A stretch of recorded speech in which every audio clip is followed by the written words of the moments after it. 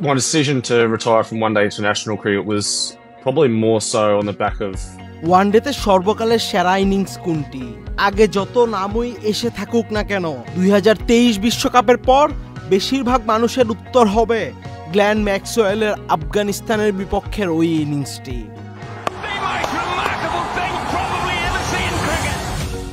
36 বছর বয়সী এই অস্ট্রেলিয়ান ক্রিকেটার আজ ওয়ানডে ক্রিকেট থেকে অবসরের ঘোষণা দিয়েছেন। আজ সোমবার ফাইনাল ওয়ার্ড পডকাস্টে দেয়া এক সাক্ষাৎকারে ম্যাক্সওয়েল অস্ট্রেলিয়ার প্রধান নির্বাচক জর্জ বেইলির সঙ্গে আলোচনার প্রসঙ্গ টেনে বলেন, আমি তাকে বলেছি আমার মনে হয় না আমি সেই 2027 বিশ্বকাপ পর্যন্ত খেলতে পারবো।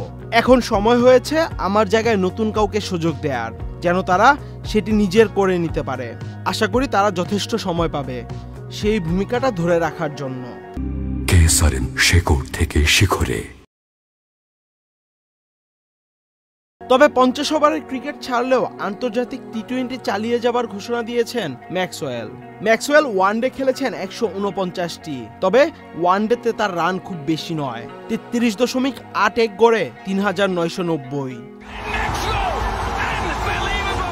এছাড়া ডানহাতি এই অফ স্পিনার বোলিংয়ে উইকেট নিয়েছেন 77টি, তবে একটি জায়গায় ম্যাক্সওয়েল ব্যতিক্রম, যেখানে তার স্ট্রাইক রেট 126.70, যা ওয়ানডে ইতিহাসে ন্যূনতম 2000 রান করা আর কোনো ব্যাটসম্যানের স্ট্রাইক রেট 117.05-এর উপরে নেই।